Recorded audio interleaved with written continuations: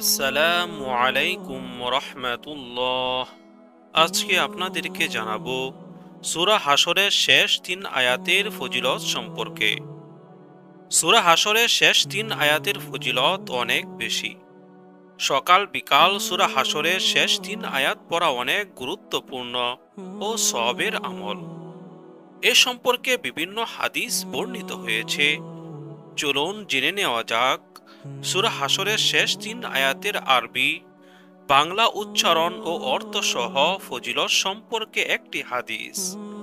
মাকাল ইবনে ইয়াসার রাদিয়াল্লাহু তাআলা আনহু থেকে বর্ণিত হাদিসে রাসূল সাল্লাল্লাহু আলাইহি সাল্লাম বলেন, যে ব্যক্তি সকাল বেলা 3 বার আউযু বিল্লাহিস সামিউল আলিম মিনাশ শাইতানির রাজিম পড়বে, এরপর সূরা হাশরের শেষ 3 আয়াত তেলাওয়াত করবে, আল্লাহ তাআলা উক্ত ব্যক্তির জন্য 70,000 ফেরেশতা নিযুক্ত করেন, যারা উক্ত ব্যক্তির জন্য সন্ধ্যা পর্যন্ত মাগফিরাতের দোয়া করতে থাকে।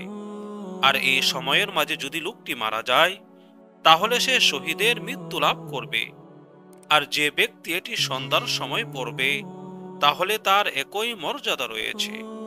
জেনে রাখা উচিত যে সূরা হাশর বা সূরা আল হাশর পবিত্র কুরআনুল কারীমের 59 নম্বর সূরা। এই সূরা মক্কায় অবতীর্ণ হয়েছে। সূরা হাশরের শেষ 3 আয়াত হলো হুয়াল্লাহুল্লাযী লা ইলাহা ইল্লাহু আলিমুল গায়বি ওয়াশ শাহাদাতি হুয়ার রাহমানুর রহিম। হুয়াল্লাহুল্লাযী লা ইলাহা ইল্লাহু الملك القدوس السلام المؤمن المهيمن العزيز الجبار المتكبر سبحان الله عما يشركون هو الله الخالق البارئ المصور له الأسماء الحسنى يسبح له ما في السماوات والأرض وهو العزيز الحكيم। অর্থ, তিনি আল্লাহ তাআলা, যিনি ব্যতীত কোনো উপাস্য নেই। তিনি দৃশ্য ও অদৃশ্যকে জানেন। তিনি পরম দয়ালু, অসীম দাতা। তিনি আল্লাহ, যিনি ব্যতীত কোনো উপাস্য নেই।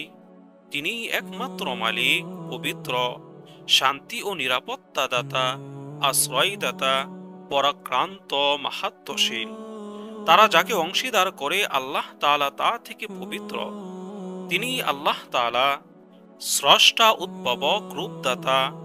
উত্তম নামগুলো তারই। নবমণ্ডলে ও ভূমণ্ডলে যা কিছু আছে, সবই তার পবিত্রতা ঘোষণা করে। তিনি পরাক্রান্ত, প্রজ্ঞাময়। আল্লাহ তাআলা আমাদেরকে এই সূরা হাশরের শেষ 3 আয়াতের আমল নিয়মিত করার তৌফিক দান করুন। আমিন।